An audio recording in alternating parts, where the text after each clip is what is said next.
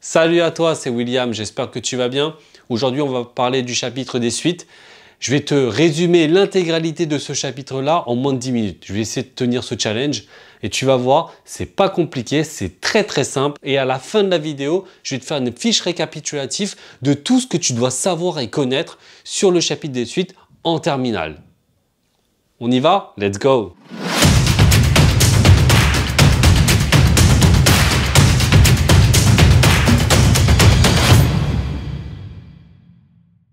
Alors pour commencer, on va définir qu'est-ce qu'une suite. Alors je te la fais très simple. Une suite, c'est comme une fonction. En effet, une fonction, c'est f de x égale à 4x plus 2.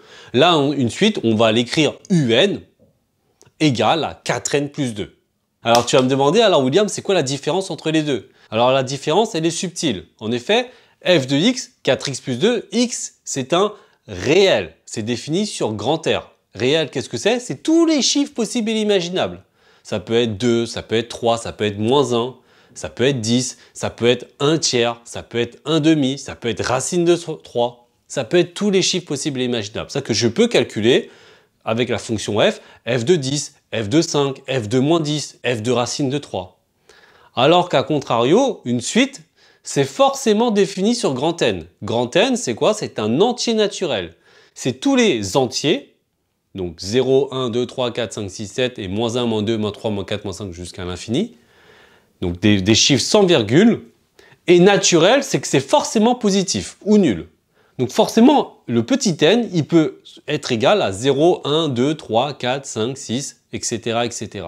Donc de fait, un, je peux avoir u0, u3, u5, u10, u12, mais je ne peux pas avoir u de moins 1. Ça, c'est impossible de calculer. Je ne peux pas calculer u de 1 tiers. Je ne peux pas calculer u de 1,5. Ce n'est pas possible. Donc il faut que tu retiennes dans ta tête qu'une suite, c'est forcément défini sur n, ça que les petits n, donc c'est un entier naturel, donc c'est un entier positif ou nul. Alors maintenant que je t'ai expliqué ça, il faut que tu comprennes que tu as deux types de suites. Tu as les suites dites explicites, c'est de la forme, comme je t'ai expliqué tout à l'heure, un égale à 4n plus 2. Pourquoi on dit que c'est explicite? Parce qu'à partir de cette forme-là, je peux déterminer tous les termes que je veux. Je peux déterminer U3, facile, 4 fois 3 plus 2. Je peux déterminer U10, facile, c'est 4 fois 10 plus 2. Je peux déterminer tous les termes que je souhaite grâce à uniquement à un seul calcul en utilisant l'expression UN. Donc là, on dit que c'est une suite explicite. Alors ensuite, tu as ce qu'on appelle les suites de récurrence. Les suites de récurrence, qu'est-ce que c'est? Alors, c'est un petit peu plus subtil par rapport à tout à l'heure. En effet, une suite de récurrence est une suite du type un plus 1 égale à 4 un plus 2. Ça, on dit que c'est une suite de récurrence. Pourquoi? Parce que si, mettons, je te demande de calculer u3, donc là tu vois qu'en fait, l'expression, c'est un plus 1. Donc, si je veux u3, forcément, ton n, il ne peut pas être égal à 3. Il faut qu'il soit égal à 2. Donc de fait, tu vas avoir u de 2 plus 1, donc c'est u3, qui est égal à 4 fois u, du coup, n il vaut 2, donc u2 plus 2. Donc là, tu comprends que pour calculer ce fameux u3 là, je ne peux pas le déterminer directement. Pourquoi? Parce qu'il va te manquer u2. Il va te manquer l'expression de u2. Et pareil, si je dois l'exprimer, U2, pour moi, si j'utilise la relation de récurrence, n, il vaudra forcément 1, donc c'est de U de 1 plus 1, c'est égal à 4 U1 plus 2. Donc là, tu comprends bien que grosso modo, pour faire simple, si tu veux le terme, tu es obligé de connaître le terme précédent. Donc tu comprends que si je veux U3, je suis dans l'obligation de connaître la valeur de U2 pour avoir la valeur de U3, etc. etc. Donc c'est ça qu'on appelle une suite de récurrence. Je suis dans l'obligation d'avoir le terme d'avant pour avoir les termes suivants. Après, à côté de ça, tu as ce qu'on appelle les suites arithmétiques. Pour faire simple, on va faire un petit schéma. Une suite arithmétique, pour moi, c'est comme une échelle. Avec justement à chaque étage, un terme. Donc premier étage, en tout en bas au rez-de-chaussée, tu as U0, premier étage U1, U2, U3, U4, U5, etc. etc. Et une suite arithmétique, c'est le principe qu'à chaque étage, je vais rajouter un réel qu'on appelle R, qu'on appelle la raison. Donc à chaque étage, j'ajoute le même réel R.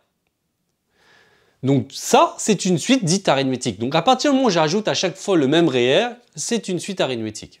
Donc de fait, tu vas avoir des formules sur la suite UN. En effet, ça par contre, il faut que tu l'apprennes, hein. Il n'y a pas de négociation possible, hein.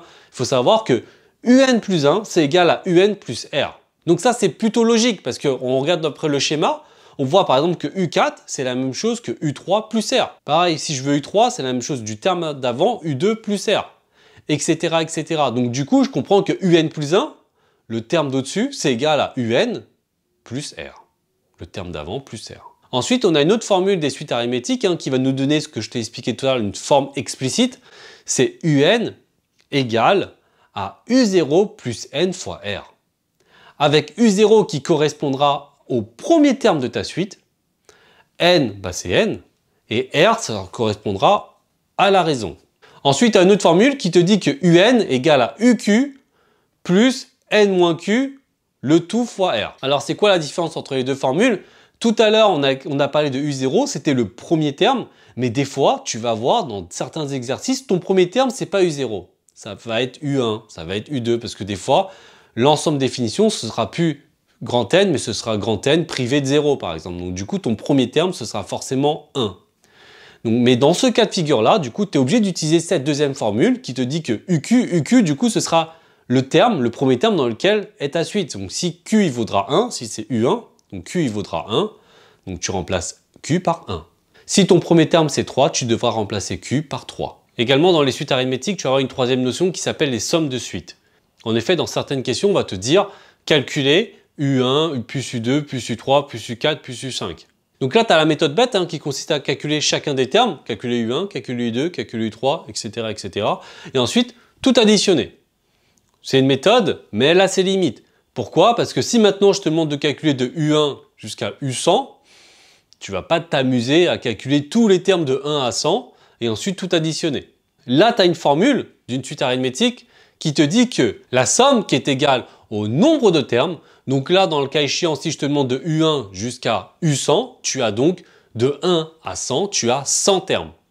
Par contre, si on t'aurait demandé de U0 plus U1 plus U2 jusqu'à U100, donc de U0 jusqu'à U100, là, tu n'as pas 100 termes, tu as 101 termes, parce qu'on rajoute le U0. D'accord? Il faut faire attention à ça. Donc du coup, la formule te dit le nombre de termes fois le premier terme, donc ça dépend, si mettons que tu commences de U0 jusqu'à U100, le premier terme ce sera U0, plus le dernier terme, donc ici U100, le tout divisé par 2.